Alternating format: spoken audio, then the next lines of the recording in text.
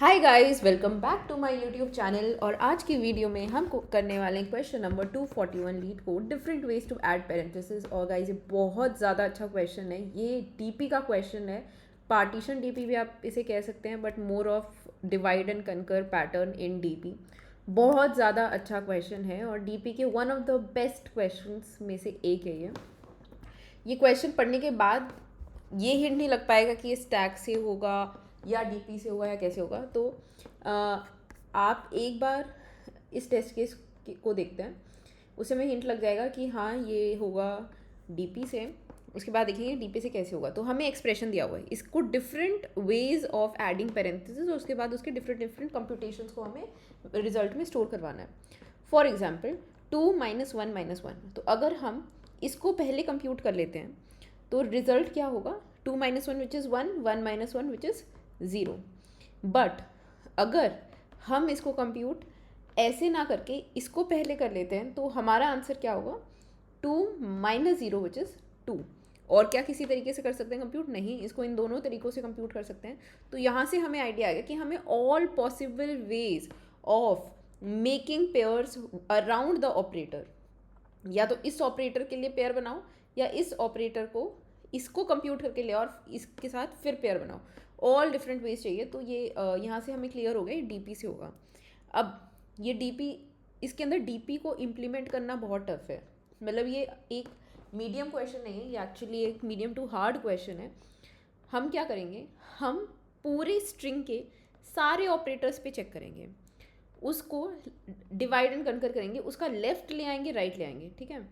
अब लेफ्ट के अंदर सपोज एक वे आ गया विच इज़ 2, या राइट को कंप्यूट करने का भी एक ही तरीका आ गया विच इज़ 0। तो उसके अंदर ये ऑपरेटर जो भी बोल रहे हैं, मतलब माइनस, तो 2 कर देंगे।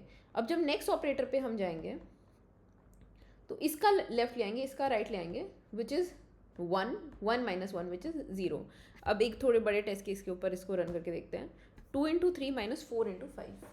सो 2 × 3 - 4 × 5।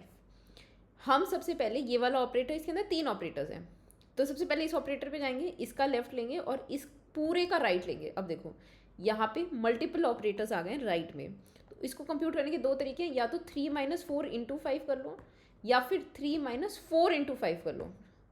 ठीक है। तो यहाँ से जितने भी तरीके आएंगे उन दोनों तरीकों को मल्टीप्लाई करेंगे 2 से।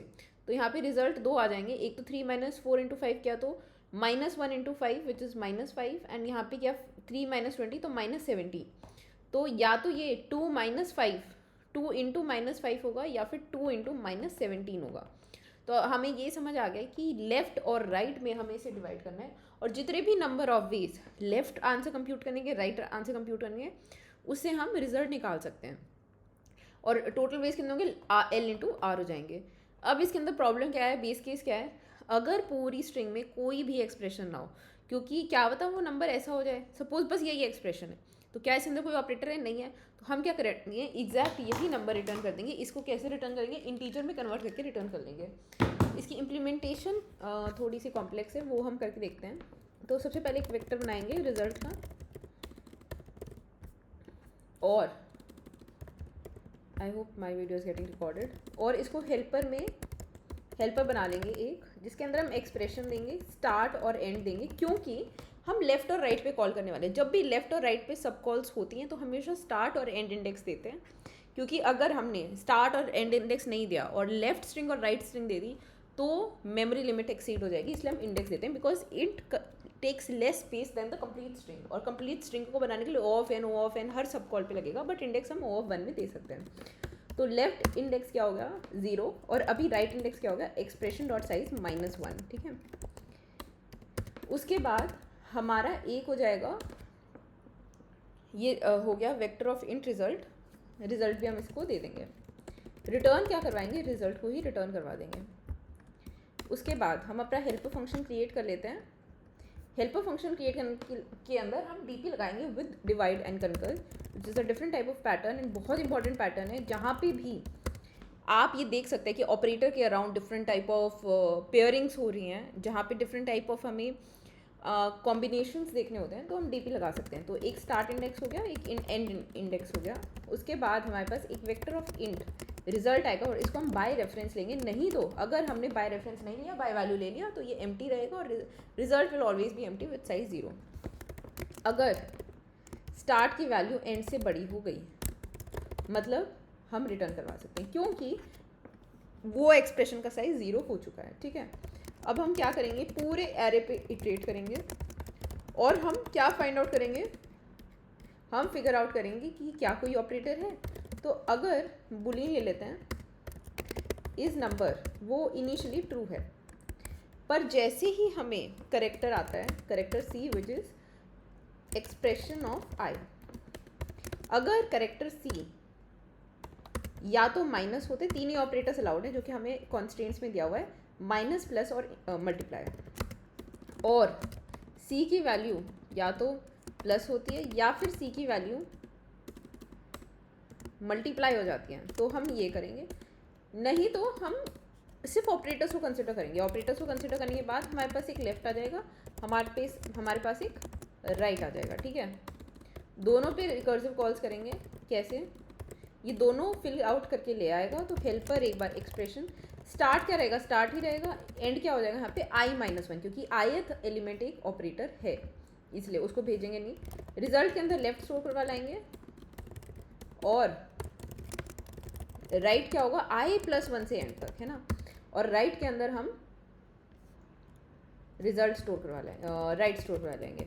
ऑल्सो अगर स्टार्ट एंड के बराबर हो जाता है, मतलब वो 1 लेंथ का है, तो वो खाली एक्सप्रेशन में ऑपरेटर तो नहीं होगा, वो होगा एक नंबर जो कि हम अलग से यहाँ पे हैंडल करेंगे। ठीक है, यहाँ पे हैंडल किया और जैसे ही ये यहाँ आया तो इस नंबर को हम फॉल्स कर देंगे, मतलब उसके अंदर एटलीस्ट एक ऑपरेटर है, वो हम हैंडल कर चुके हैं। बट अगर वो पूरा सिर्फ नंबर था, तो हमें कुछ नहीं करना है, हमें एक नंबर लेके आना है which is string to integer, और यहाँ पे expression dot substring starting from start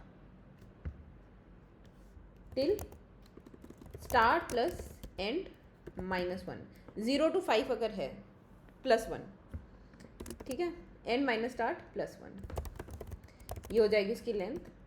और हम रिटर्न क्या कर, और हम रिजल्ट में क्या स्टोर करवाएंगे, सिर्फ नंबर स्टोर करवाएंगे। ठीक है, और यहाँ से रिटर्न कर लेंगे। अब क्या होगा, हमारे पास लेफ्ट और राइट सारे आ गए हैं, तो हम सारे लेफ्ट और राइट के लिए एलिमेंट्स में मूव करेंगे। तो ठीक है, auto and I which is moving from left, and for auto and I J which is moving on right. हम क्या करेंगे, अगर सी की वैल्यू माइनस थी तो हम रिजल्ट के अंदर क्या पुश बैक करवाएंगे, हम करवाएंगे i-j, it is minus, sorry. अगर सी की वैल्यू इनटू थी, मल्टीप्लाई थी, तो रिजल्ट के अंदर क्या पुश बैक करवाएंगे, i/j।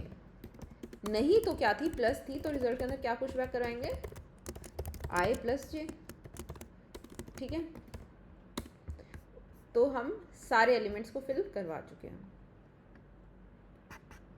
तो एक्सप्रेशन डॉट साइज, ठीक है, एक्सप्रेशन है ये, एक्सप्रेशंस नहीं है। ठीक है, तो हमारा टेस्ट केस चल पड़ा है और पास हो गया है।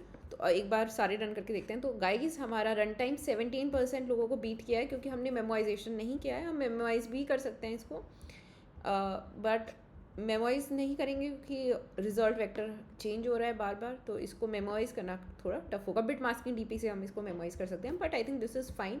कॉम्प्लेक्सिटी 4n, क्योंकि 4 डिफरेंट ऑपरेटर्स हैं and numbers and 3 different operators, और कितने नंबर ऑफ पैरेंथेसिस और कैटेगरी नंबर से आता है उसकी टाइम कॉम्प्लेक्सिटी, वो और आप उसके बारे में पढ़ सकते हैं। So I hope this was helpful. Thank you, bye.